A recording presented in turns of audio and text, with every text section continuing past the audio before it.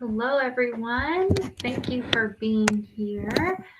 My name is Whitney Michielssen, and I am the Deputy Director of Jobs for Best Buddies in Florida. And I'm so thrilled to be here today to share more with you about Best Buddies and what all it is that we do to support both students and adults. So, without further ado, I will go ahead and get started. If you need translation, please pay extra attention to this slide. We do have options for you. So I will go ahead and leave this on for just a few moments so that you can get all the information that you need. Again, this is a slide for if you need translation. Please go ahead and set yourself up for success now, and we will proceed as planned.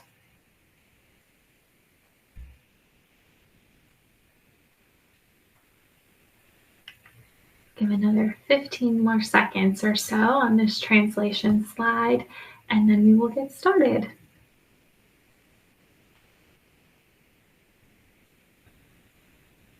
Okay. Well, a little bit about me. I am the Deputy Director of Jobs for Best Buddies in Florida. However, my background is actually in school counseling. So I was the ESE school counselor. Back when we started Windermere High School, we had a special counselor for the ESE students, doing all the 504 plans for them. And then after that, I moved into a traditional counseling role. And my favorite part about my job was actually my experience with Best Buddies. So as soon as an opportunity presented itself there, I jumped. And I laugh because this headshot is actually from my time as a school counselor. And you can see in the very top left corner of the picture, there's a Best Buddies sticker in my door. And it makes me laugh because what a premonition for what was about to come. So I've been at Best Buddies for the past 5 years. Actually, my 5-year anniversary is tomorrow, and it's just been a wonderful experience. I've worked my way up through the field. I started as a job coach, moved on to our state leadership team, and now I oversee our jobs programs in Tampa, Orlando, Palm Beach, Jacksonville, and then our pre-ETS transition programs for ages 14 to 22 in the Broward and Palm Beach office. So a little bit about me. I'm a business professional. I'm a pet parent. I have 2 animals with special needs. I am a children's author. I write books about my pets with special needs, and I do a lot of yoga as well. So Best Buddies, for those who may not be familiar, we are a global volunteer movement helping to empower the abilities of people with IDD. And so we do that through 4 pillars. We have an inclusive living pillar in Miami. That does not exist yet in Central Florida, but we're coming. We have our leadership development pillar, which looks a little different depending on if you have a disability or not. If you do not have a disability, this leadership development pillar really focuses on the students to help them bring inclusive opportunities and advocacy to their schools. And then if you do have a disability, we focus on a lot of different things, mostly self-advocacy and speech writing, but then we also have financial literacy courses, environmental courses. So we really kind of hit it from all angles in that leadership development pillar.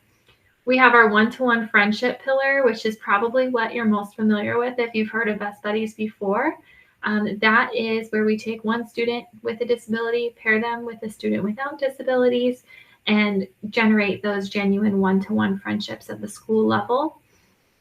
However, we also have that program for adults. So a lot of people don't realize that once you graduate from high school, you don't have to lose a buddy. You can go through the background check and do it on a volunteer basis, and then get together with your buddy once a month at one of the many opportunities that we provide.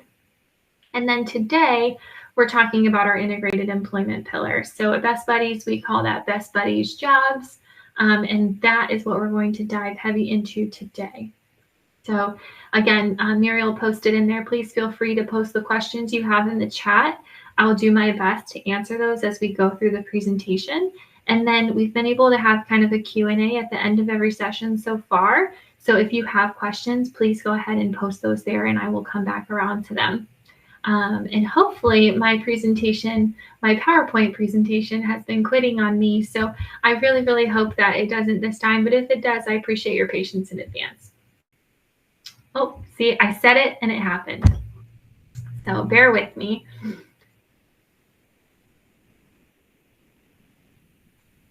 I must need to update my computer or something. Apologies.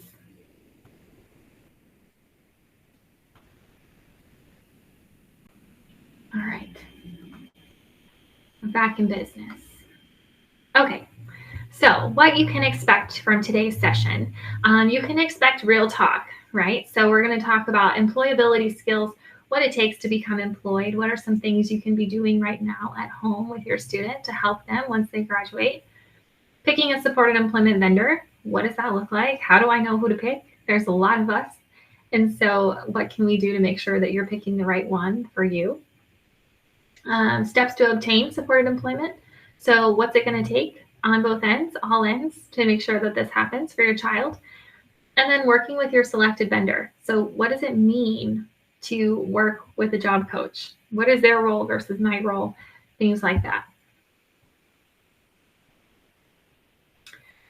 So the first thing that your SE or supported employment vendor is going to look for is reliable transportation to and from work.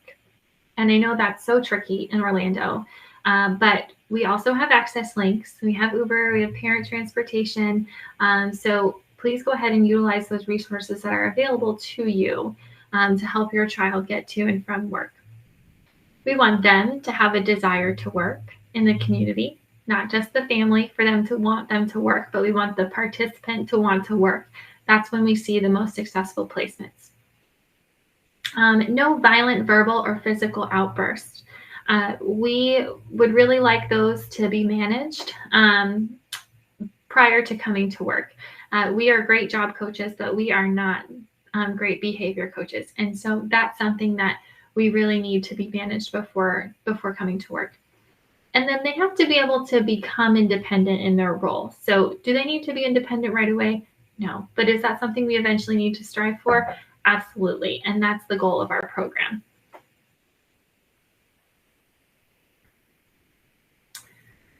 I've been doing this quite a long time. Oh gosh, it stopped again. Bear with me. But what I was going to say while I pull this back up is I've been doing this a long time, and occasionally I will run into a parent who maybe doesn't mean to, but because they're so used to advocating for their child, they tend to hover or they get in the way. And so some things that I always like to point out for the parents is don't answer for your child during intake meetings. Please advocate, but don't hover. And Mariel, I think I'm ready to go. If you can put my PowerPoint back up on the screen, I would appreciate that. Thank you. So yes, please don't answer for your child during intake meetings. That's a way to support and not hover. Let them answer their own questions. They're an adult. They're ready for employment. So let's start that process right at the very beginning, right at the intake meeting. Don't call the boss on your child's behalf. I always say my mom wouldn't call my boss to tell her that I'm sick today. Right? So we want the job coach to step in and maybe provide that service, or let's encourage them to call on their own. And maybe we can do it through a 3-way conversation, but we're really trying to foster that independence.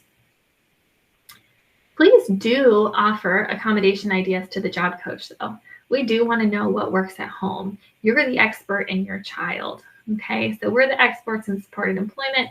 You're the expert in your child. And so we do need those job coach accommodation ideas, and then do let the job coach know that if you have any concerns, right? It's a crazy world out there. So if you have any concerns, no questions too small. We want to make sure that, that participant is set up for success. So this slide's pretty wordy, but there's a lot of different things that go into a successful placement.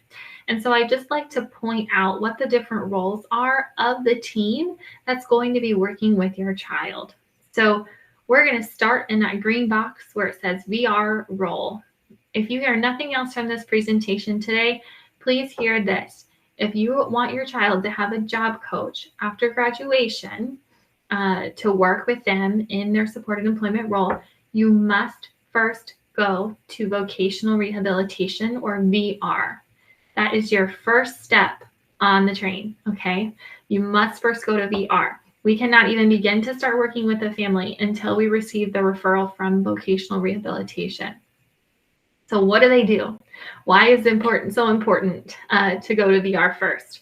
Well, they're going to properly assess the participant's skills and goals. They're going to offer you informed choice of VR providers. So Best Buddies is a great VR provider. That's true. But there are a lot of us that do what we do. And so you have a choice of who it is that you want to work with. And so we'll talk a little bit about how to pick your VR provider, but just know you have a choice and they're going to offer that to you. And then they're going to advocate for families and vendors as necessary. Okay, so that's what VR does. It's critical that you start there. Mary will put in the chat that if you're looking to find your closest VR location, you can use that link. Please pick the location closest to your home because you will have to go there for some sort of assessment, maybe a couple of different visits as you get started through their process. Our staff cannot call VR on your behalf and ask for a referral. They won't let us. So it really has to come from the family. So that's something that you all have to do on your end. But once VR sends the referral over via their secure system and we get the referral, your job coach will reach out to you within 14 days to conduct an intake meeting. That's where we start our own assessment. So I know what you're thinking. I just did an assessment with VR. Now I really have to do another assessment with Best Buddies? Yes, because they're different. So VR's assessment is going to focus on your skill set and your abilities. Our assessment does focus on your skill set because a lot of times VR doesn't send that assessment over. But it also focuses on your desires and just your preferences. So we're going to ask things like, are you a morning person? Are you a night person? Do you like small environments, quiet environments, large environments, right? How far can you travel to get to work? What are the desired times that you want to work in any given day? I always say, I'm not going to place somebody at Disney who can't navigate the parks by themselves, right? That's not going to be successful. So those are the things that we're going to learn about you during our intake meeting at Best Buddies. Then we're going to job develop, attend and train on the job. We're going to fade away as independence starts growing. We'll check in regularly, and then we advocate as necessary. So one thing that makes Best Buddies different than any other vendor that you may work with is that we stay for the lifetime of the role. Typically, VR pays the provider or the vendor or Best Buddies or the agency, you'll hear those terms interchangeable, for 150 days of supported employment. After that, you lose your job coach. However, with Best Buddies, that's not the case. But that's also why we need that participant to be able to become independent in their role. Because yes, you have us for beyond 150 days, you have us for the lifetime of the role, but really that's intended for if you get promoted or you have a major life event and you need someone to come back in. That's what those coaching sessions are intended for. We want to be able to serve as many people as possible, and we can't do that unless they become independent in their role. So the family, we want you to inform us of any concerns, participate in all the meetings, be honest about your skills and abilities. You're going to work on that transportation piece. So you're going to schedule the access links. You're going to schedule the Ubers. You're going to get them to and from work. Request time off in a timely manner, right? So this is a job. It's not a hobby. So maybe if you know you have 3 vacations coming up in the beginning of November, maybe work with your job coach to say like, hey, can we start them like after Thanksgiving? Things like that. And then job develop. Now I know what you're thinking. I hired you guys to find my kid a job. Why am I doing the job development? Well, we don't really need you to do the job development per se, but we do want you to share your contacts with us. Because more often than not, one of your contacts is going to have a personal connection to someone with a disability, and that's going to lead to a more successful placement because they're probably going to be more in tune with DE&I efforts, and that's where we want to place. Okay, so just provide us the contact. We will reach out. We will give the spiel about what it is that we do and how we can support. And more often than not, once they hear that spiel, they are into hire. But we do have our own contacts too, but we also just want to share. And then the employer, we want them to remain up to date and compliant with ADA laws. So that's something that our job coaches are checking as they go in to check in on participants. We want them to provide an inclusive workplace. We offer a diversity, equity, inclusion, and belonging training for all of our employer partners. Whether they decide to take it, that's up to them. Some of them have really strong DE&I efforts and don't really need it. Some of them say, yes, before we bring somebody into our store, we want everybody on this campus to know how to interact with someone with a disability in a polite and unoffensive way. So we provide that for them. We want the employer to communicate any concerns that they have to the job coach, offer appropriate feedback that's timely and appropriate, and treat the employee equal to any other staff member. So every once in a while, we will work with an employer partner that maybe the participant stays on their cell phone too much at work, right? And they'll come to us and they'll say, well, I don't want to write them up because they're a candidate from your program. And we're like, well, hang on, but it's supposed to be equal treatment. And how are they ever going to learn if you don't write them up?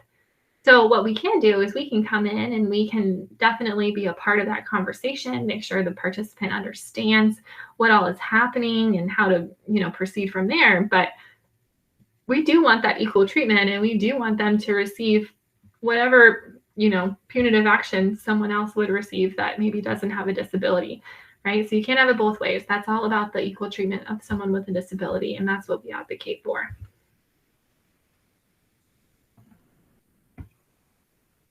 So when you're picking a vendor, like I mentioned, there's a lot of people that do what Best Buddies does. And while I think we're pretty great, we may not fit the need of your family, and that's okay. We all work together. And so it's really cool because there's not really a whole lot of competition amongst the disability community. We want to best support our community in the best way that we all know how. So things you can ask. What are some of your partners? And do you only place at those partners, right? So we have a lot of partners at Best Buddies, Home Goods, Office Depot, PDQ, Wawa. We have a lot of partners, but if your child's going to come in and say, I want to work in an office, well, none of those are office positions, but we are person-centered, and so we will do our best to find a role within an office for that participant if that's what they're qualified to do. So you want to ask those questions. Do you only place at your partners, and who are they? How long does support last? So are you only going to help me find a job, or are you going to help me maintain the job? There's a big difference between that, and you want to make sure you're clear on how long the supports last. How independent does my child need to be to work with your agency? There are some agencies that will go every shift for the lifetime of however long we are paying them. So for 150 days, they're there for every single shift, providing oversight. That's not us, but that may be what your child needs. And if that's the case, then that's the vendor you should choose. And then what does job development look like? Do they help with resume building and interview skills? Do they have any programs for my child to attend while they're in the job development phase, waiting for a placement, right? We offer working Wednesdays. So every Wednesday, everyone who's looking for a job across the state gets together and they practice those pre-employment skills. So they're doing resume building, interview prep, financial literacy.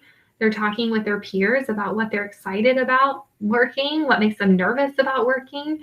We're providing that connection piece. So what do they provide? Everyone does something different.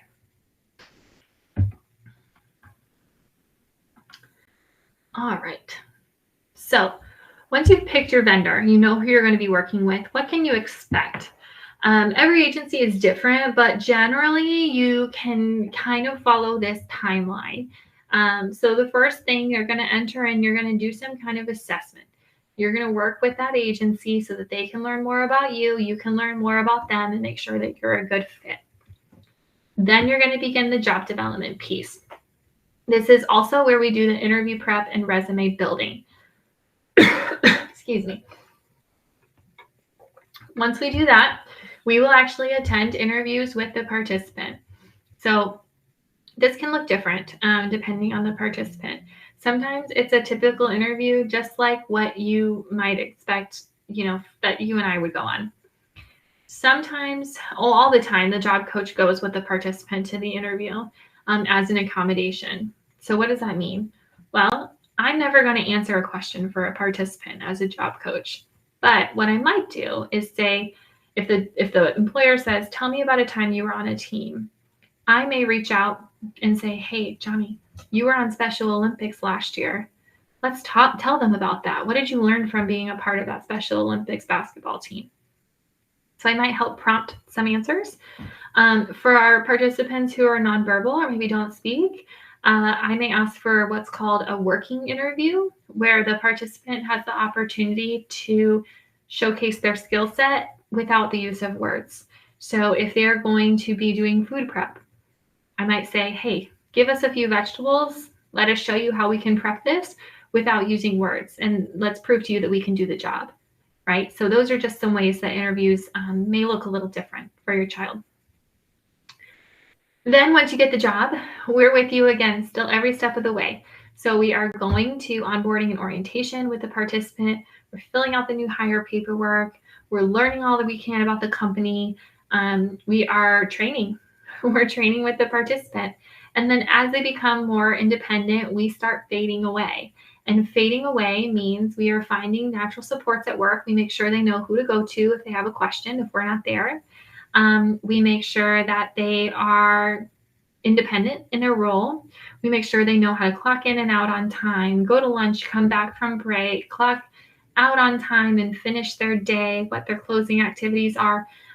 That's when we start to fade. Fading looks different for every participant. I usually say it's not the job task that the participant has trouble with typically.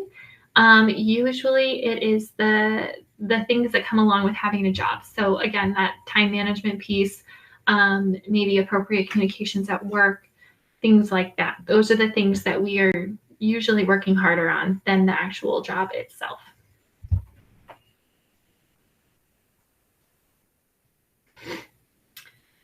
So working with a vendor, what are some things that you can do as a family to make you your vendor's favorite family to work with? And this is where we start to get really honest. So I hope I have your permission. But basically, there are 8 things that you can do as a family to make sure that you are working well with your vendor and helping your child have the best chance of success. So the first thing is understand your coach may be working with a caseload of over 20 families at a time. So response may be delayed. Placement times may take some time. We do our best to time manage and meet everyone's needs. So just, have a little patience, recognize that we have 20 participants in our caseload. That participant comes with a mom, a dad, a guardian, a VR counselor, a job coach, usually an employer partner, right? So there's 5 different stakeholders. So 20 times 5, you do the math. That's our realistic caseload. We want you to set realistic goals for your child. So one example that I always use here is that we consistently see participants come through that want to work with animals, but they don't have any certifications to work with animals. So on the family level, some things that would be helpful from a vendor perspective is having those conversations with those participants. So you want to work with animals? Great. You don't have a certification. So you're going to be cleaning out stalls. You're going to be prepping food for the animals, but you're not going to be petting them, playing with them, training them, really working with them. So those are the realistic conversations and goals that would be so helpful if those could start at home now. Timing. Understand that if you have a specific employment goal, the placement may take longer. So like I mentioned, food and retail happen really quickly. That's where the need is. That's where managers are open to hiring diversely because they have a need.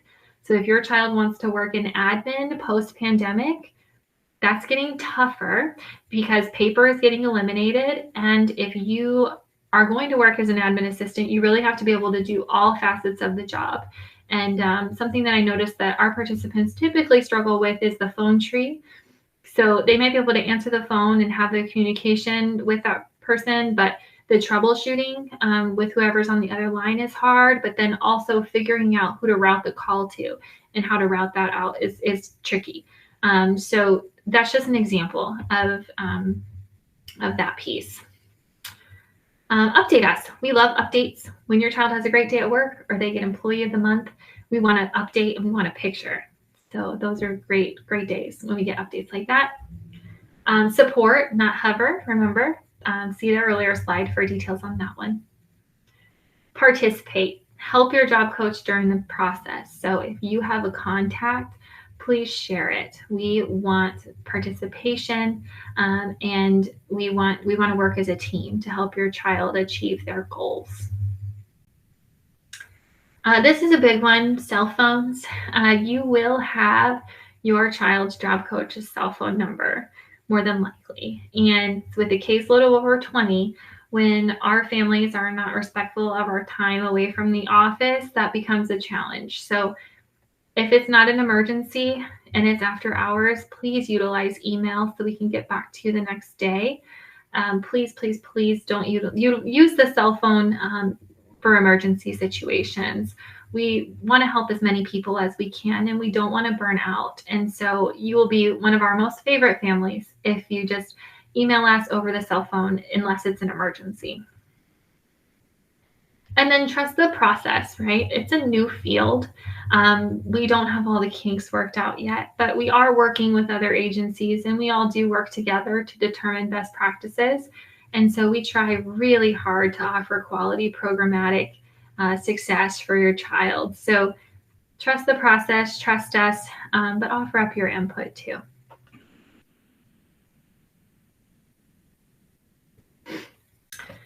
This is just some Best Buddies Florida specific data, and I like to point out a few things on this slide. So the first thing is the average wage per hour. Typically, our participants are doing entry-level roles, and so that's the minimum wage, and so that's the salary that they're earning. However, because we support for the lifetime of the role, we go back in every year and advocate for a salary increase for our participants. So we are on it. We do update our participants and their families. However, our database isn't always caught up to that. So that number may actually be a little bit higher, but that's our average wage per hour across the entire state. Average hours per week. Typically, families are balancing Social Security benefits with employment. So we ask our employer partners to offer at least 16 hours every week for our participants. But if you're getting Social Security or SSDI or SSI, you can only work a certain number of hours or make a certain amount of money before that starts impacting your benefits. So most of our families kind of hover around that 20-hour-a-week mark to make sure that those aren't impacted. I will say the goal, though, is always to come off those benefits and start, full-time with employer benefits because you're going to make more. So that's always the goal, but I definitely understand that those benefits are hard to get. You may have to recertify every year, and so families are scared to lose those, and we respect that. So we're sitting around a 20-hour mark there. Retention. Our retention rates are pretty high. You can see they're up near 100%. So we like to share this statistic with employers because they like to see it, because our retention is higher than the national retention rate for someone without a disability. And something that I noticed about our participants is that they are the most loyal, dedicated employees that a lot of these employers have ever seen. And so that's really exciting when we go in to visit and say, how are they doing? They're like, fantastic. They showed up with a smile on their face. They were ready to work. That's not something that these employers typically see every day. So that is something that we offer. And then You'll see our typical types of roles. So like I mentioned before, most of them are in retail and food. Those are the easiest ones to obtain. However, we do have some admin roles here at Best Buddies. We pride ourselves in being person-centered. We really try to place the participant where they want to be. And so you'll see that our roles really vary. The cleaning sliver is usually from somebody who maybe did cleaning in a high school program and really likes to clean, and that's just what they're good at, and so that's where they want to go, and so they go to cleaning. And then customer service as well is another area where our participants usually tend to thrive. And so this is my contact information, and if you have, let me back up there. Oh, and it just quit on me again.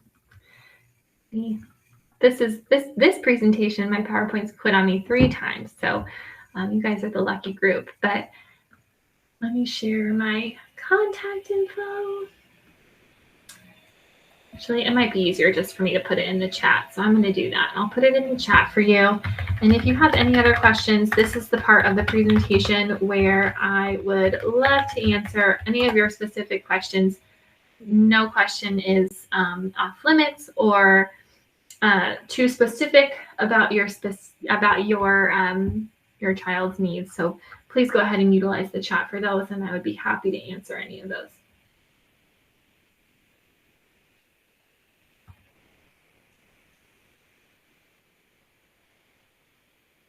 And I'm going to pull my presentation back up to get you all your survey.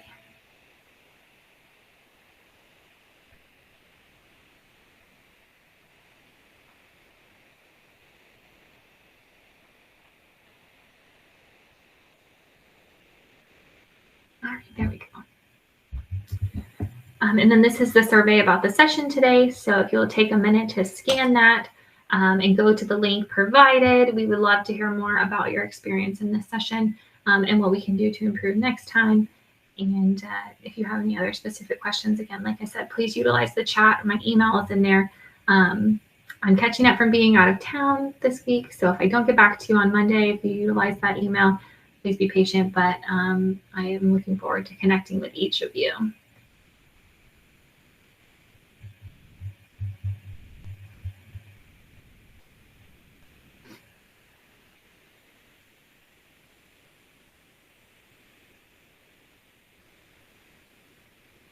Again, I would like to share that you do need a referral from vocational rehabilitation to work with Best Buddies jobs. However, if your child is interested in working with our Citizens program, that does not require a VR referral. That's a simple application on our website, bestbuddies.org, and you can get started there. They will do a background check. That is the financial responsibility of the family. I think it's under $20. And everyone's required to have a background check, the volunteers and the participants with IDD. And if you participate in that, that does not require a referral from vocational rehabilitation. So jobs, yes. Friendships, no.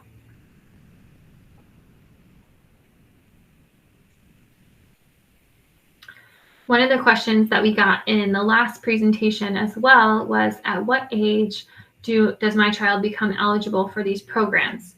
Most of the time, you're going to have a program at your local school. And when they're in school, that's the one you're going to want to join.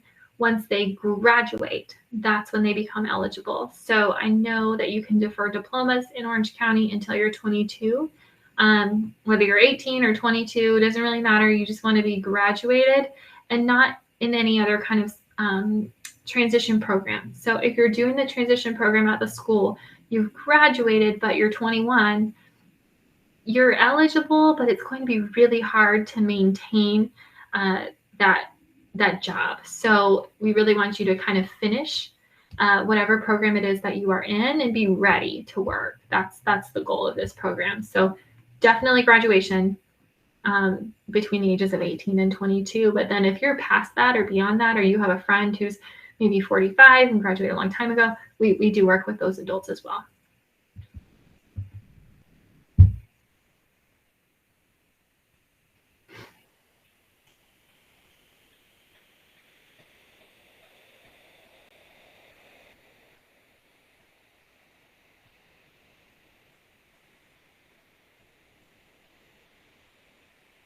any other questions?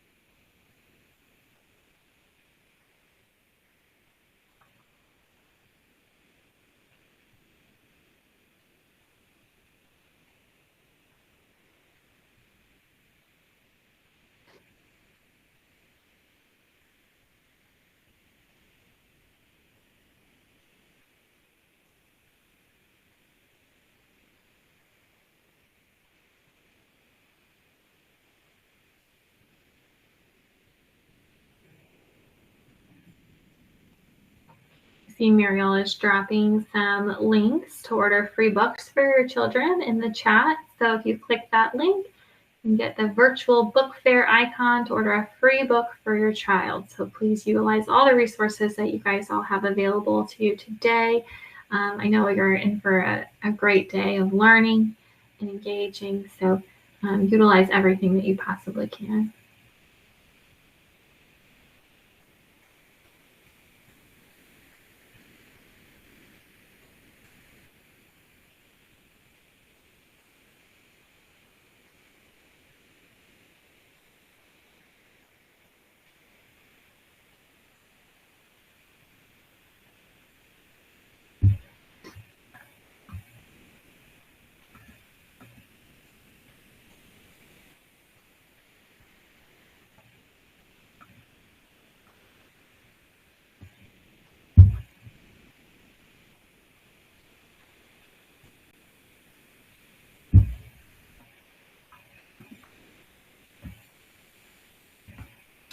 All right. Well, with that, I will just leave you all with one story that I always like to share. And this is a story about, I'm looking for the picture of one of our participants, Justin. Justin is right here on the corner, and I don't know if any of you are familiar with that building, but that is the Disney casting building, and that is Justin at his orientation. Justin came to us from the IES program at UCF. He wanted to work in hospitality at Disney World. But the caveat with Justin was that he could not work outside. So we had to get really creative in how it was that we placed Justin. And it took about a year, but after a year of searching and making connections, we finally got Justin placed at the Pirates and Pals fireworks show and dessert party. So he dressed up as a pirate every night. He ushered patrons through that whole program. He did a fantastic job. And then the pandemic hit and Disney stopped doing fireworks. So that was a real bummer for Justin because they ultimately ended up furloughing him. But in talking with Justin, we said, Justin, you are so good at this job. Why do you want to work at Disney so bad? And he said, well, I just want an annual pass. And he said, okay, well, that's pretty easy. So I don't know if you know this about Disney, but if you work at Disney Springs, you also get a pass to go to Disney. So we made a connection with the boathouse at Disney Springs, went on an interview. Justin was offered a position on the spot. And before we left that interview, he asked the manager for a table diagram of all the tables in the restaurant. They have over 200. By his first day of work, he memorized every single table in the restaurant. And now, if you go to the boathouse, Justin has been there for several years now, probably 3 or 4. I guess 3, because the pandemic was in 2020. And he's been doing a fantastic job. He may even seat you at your table. He wears the little captain's hat. They let him wear the captain's hat and seat people at their tables. He knows where every single one of the 200 plus tables are, and he will just make your day. So head out to Disney Springs, go to Boathouse, maybe you'll get to see Justin. And with that, I want to thank you for your time today. Wish you a wonderful rest of your day. And if you need anything, like I said, please utilize the resources or my email address. I'd be happy to talk with you about your specific situation or circumstance. Thank you.